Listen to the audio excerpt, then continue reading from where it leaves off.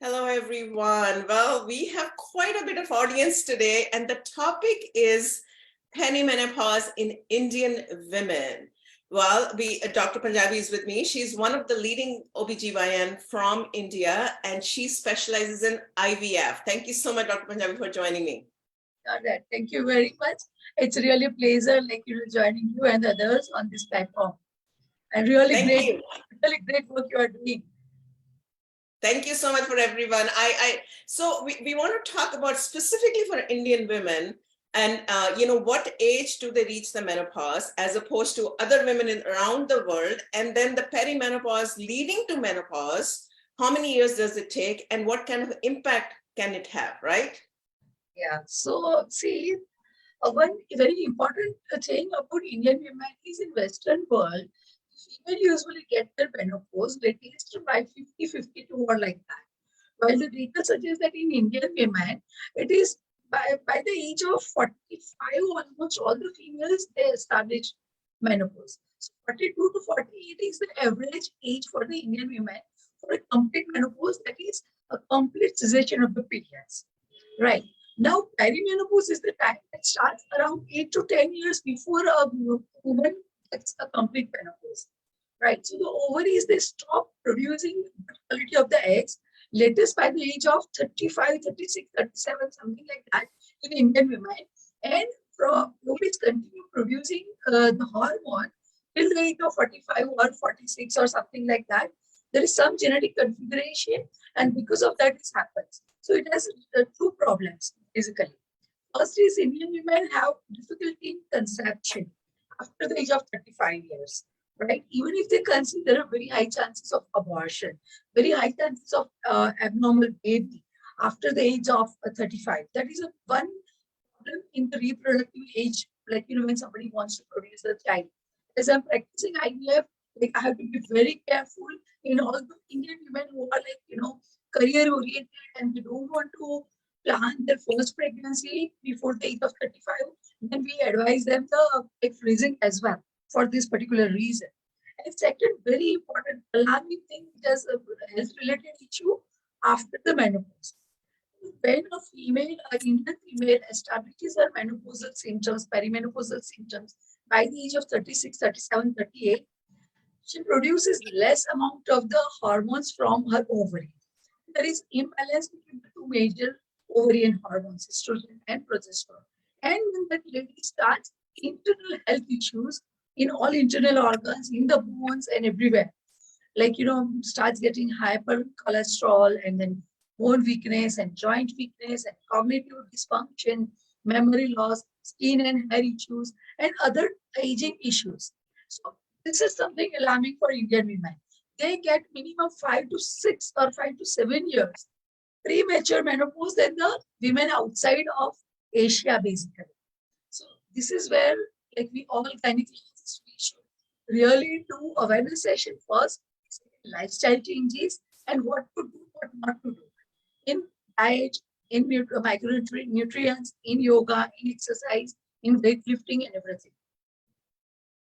I think that's very good, and it's scary, right? Indian women, Really. especially in a country like India, where fertility is such an important subject in the families. It's not just the woman, and the fact that women are now working in workforce, and typically, I don't have the stats, but they get married in their early 30s or late 20s, and now they only have two, 3 few years to get the start a family. Right.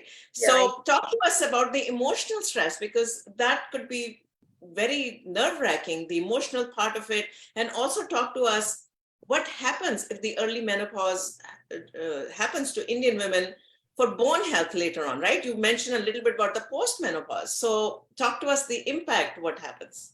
Yeah, very important. See, the first question, they have very few years for planning the pregnancy. And there is a huge social pressure on the Indian women for having their own babies. So because of that, the Indian women have to reach out to fertility experts. The moment they get married. So for those women who are married after the age of 30, right? This is one thing. Second, if you want to have 2 children, then they have to really plan the pregnancy faster. Important thing is when we plan the pregnancy after the age of 35, there are various health issues because of the aging and because of atherosclerosis and everything. So this is about the reproductive age. And we usually advise all the females and those who want to plan their career and those who want to plan the pregnancy later on, we advise them for egg freezing. And if the eggs are frozen at early age, then those eggs can be used later when her career is settled and when she's ready to plan her pregnancy. So this is about reproductive age. Regarding this premature menopause in the Indian women, the moment like she starts getting that abnormal hormonal milieu, internal milieu, which is produced from the ovary, it results mainly first is cognitive dysfunction, the short-term memory loss, and everything starts. Second, because of the memory loss, there is cognitive dysfunction. Because of that, there is been practicing in India for this 25 years plus, in the 40 plus female, what I'm seeing is they feel like, a lot of mood fluctuations. And second, they feel that they are neglected, they are avoided, they are not being taken care of. That results into early depression, which can go to chronic depression also. This is a very major issue. Though it is not being taken care of, like the Indian women are not aware that this is a major health issue, but it requires it is really challenging. And it requires a good care, good support from the family and the husband basically. But because of this premature menopause, usually because of the low level of the estrogen, the female suffer from vaginal dryness, less of lubrication, less of sexual desire, and that creates a midlife crisis. And Indian marriages are now not that healthy, which the marriages used to be like some 50 years or 100 years ago. And because of this midlife crisis, vaginal dryness, and low desire for the sexual relationship, the marriages are in trouble. Both they stay under a single roof, but then their emotional connect is like at stake. So this is very, very important thing. Sexual health is very much compromised because of the premature menopause. And now coming to osteopenia and osteoporosis, because estrogen hormone is very, very important for the bone health and joint health. Now, when the perimenopause is established, though she is having a regular periods, but because her hormonal fluctuations is there because of the perimenopause, the estrogen which is responsible for the bone health that reduces and the bone starts getting weaker. So in the initial stage, it is just internal calcium in the bone which goes down, is osteopenia. But when they don't take care and then don't take nutrition rich in calcium and vitamin D, and when they are not into a routine weight-bearing exercises and bone health, then that osteopenia goes to osteoporosis, wherein the bones become fragile and they become porous. And that is the reversible phase basically. Even if we supplement calcium and vitamin D3, osteoporosis can stop but cannot be reversed. So for my message to all Indian women is, by the age of 40, start seeing the doctor, good, any good obstetric and gynecologist, start taking a good supplement, start taking vitamin D, and start doing yoga for your flexibility and balance, and good nutrition and lifestyle changes. 40 to 50 is the time for the health investment. And if somebody takes care of this age, then probably they would not suffer from all the ailments which are coming after a complete menopause, that is after the age of 50, we can say. Because after menopause, like after 2 to 4 years of menopause, this osteoporosis gives the problem. Even a single impact to some hard surface gives the fracture to the bone. And that is very troublesome problem. So for Indian women, taking care of at the stage of osteopenia is very, very important. That I think that's very good. And the other thing is, young Indian women. Let's shift the earlier part. A lot of them have PCOS and PCOD, right? So now, interrelation of PCOS, PCOD to this whole leading up to early menopause, and then all the social pressure, and then further on. Talk to us a little bit about, is there a correlation with PCOS, PCOD, and then the early menopause, what we are talking about? See, basically, like science has proven other way. If somebody has PCOS or PCOD, they have a good number of the eggs which are not being used, and they are still there in the ovary. So maybe theoretically there are chances that she would not have early menopause. Those female who have PCOD or PCOM, but we are waiting for the research papers to give us idea that in some group of the PCOD patients, they have early menopause. Now, why it happens, still we are waiting for the research, but maybe so that the females who have PCOD, and when they try to conceive, they have to take a lot of medications. They undergo like IVF or any other treatment. Then maybe, I don't say like with confidence because still we are waiting for the research papers, but maybe there is extensive that is cell death in the ovary and which might be responsible for premature menopause. One more thing is those who are suffering from PCOD, they have thyroid dysfunction also so many times. That also predisposes them to get more of the hormonal issues at the time of the perimenopause. And in young Indian women nowadays, what we see is almost all the girls, they have habit of like alcohol consumption. So that also in the metro cities and then those who are consuming alcohol, they have higher chances of getting osteoporotic bones. Those who are into smoking habits, either active or passive, they have little high chances of getting problems of the perimenopause at early age. And third, say because she has polycystic ovary, it is like it is not established that she would have a premature menopause. Yeah. All right. Well, Right. thank you so much. This is a quick session that we bring, like a 10-15 minute session. Since we have quite a bit of audience, I'm open to, if you can take, we can take a few questions, right, Dr. Punjabi? We can, yeah. All right. So if anyone has any questions, any comments, any feedback, like I said, this is a quick 10-15 minute session we bring so that everyone can take the educational bite and digest it a little bit better. So any questions for Dr. Punjabi? Anyone?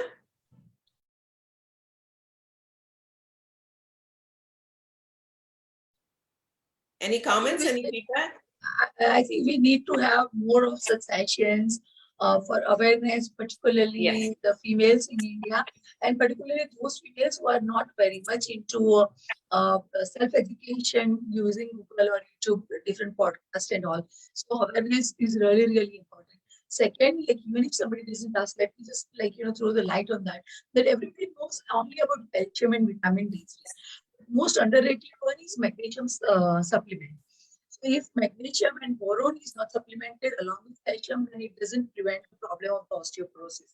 Second, when required, osteoporosis is to be treated with hormone replacement therapy as well. Only calcium is not going to take care of the osteoporosis.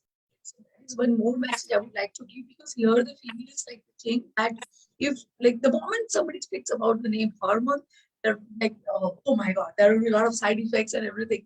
They are not able to titrate the risk benefit. So if the person can understand that the kind of the hormone which are given for hormone replacement therapy, with this selective estrogen receptor modulator group of the drugs, so they are absolutely safe. They do not have side effects only when they are given along with calcium. And osteoporosis of menopause can be nicely treated. So this is a message I would like to give to all the females out there. And I'm open for the questions if anybody has any question. Yeah, I think Dharni had a comment on hypertension, right, Dharni? You're welcome to unmute yourself. If anyone wants to talk, we are fine. It's a discussion we are having, and that's perfectly fine. So hypertension, what exactly do you mean by that, Dharni? I think what's your question on hypertension? You're on mute. Hello. Yes. Sometimes I feel chest pain, and then after I have checked my blood pressure, and that is something not that much elevated. Then after I have started taking ashwagandha by one dietitian, and now it's okay. So is it specifically to perimenopause, or something I should go for a physician for? hypertension specifically related. Yes. Yeah. So see, hypertension per se has nothing to do with the menopause. But Okay. most of them, like, they start after the age of 40 most of the times. So there is a correlation of the age between hypertension and menopause. After complete menopause, yes, there are good chances of hypertension, good chances of high cholesterol, good chances of atherosclerosis, all these Okay. things. And if there are genetic factors, predisposing factors, and the lifestyle is such that it is not on a healthier side, and if total triglycerides and cholesterol is high, there are high chances of even heart issues as well. So if you are suffering from hypertension, get one physician opinion, get yourself checked. It is not that it is just because of menopause it is there, and it is not that after 50 years or after 55 years, once you completely stop getting periods, hypertension will be taken care of. No, hypertension is a chronic silent killer disease. We cannot overlook. We should get it self-checked properly. If it is absolutely fine and normal with lifestyle changes, with diet, with nutrition, with medication, even without medication also, under physician care, you can definitely take care of yourself. But hypertension, when left untreated, and if it is ignored, it gives bad problems in the brain and in the heart. So never ever overlook it. Okay. So, like yeah, like, I'm like, I can just say that it is like, if it is during menopause or if it is before or after or anything, you need a good physician care for sure. So Okay, get ma'am. yourself Thank checked properly. you. Yeah, thank you for the question. Okay, about if there are no more questions, any last comments from Dr. Punjabi? We'd like to wrap up the session. These are quick 10 to 15 minute session that we bring on a daily basis, talking only about perimenopause and menopause. That's all we are talking. So we want to help Indian women empower themselves and educate themselves, because like Dr. Punjabi talked about, so many impact, right? So many implications if you don't take care of yourself. Last comments from Dr. Punjabi before I wrap up, or I would definitely say thank you to you and Nourish Doc for doing this great, extraordinary job, because Indian women, they require a lot of awareness sessions and education sessions. So I really appreciate. Keep sharing about your links. So we'll share with other people. Like I'll share with all my patients and all the females around, so that all of the females will be benefited out of this awareness. I really appreciate. And most important, one liner I would like to say to everybody is, between the age of 40 to 50, please invest in your health such that you will be like, fit at 40, strong at 60, and independent at 80. Live extraordinary life. You are just one life, live extraordinary. That's the message I would like to give. no, that's very Thank beautiful. you. And we are also launching programs, very affordable programs for education. We'll be collaborating with Dr. Punjabi to give more programs, that are more For in sure. depth. So please keep in touch with us and spread the message, because we want to educate all of you to take care of yourself. Now is the time for self-care, self-love. We're taking care of everyone else, right? Kids, in-laws, parents, sister, brother, everyone. Take care of yourself. That's what I'm trying to spread this message to all the Indian women, especially all the Indian women. With that, namaste. Thank you so much, Dr. Punjabi.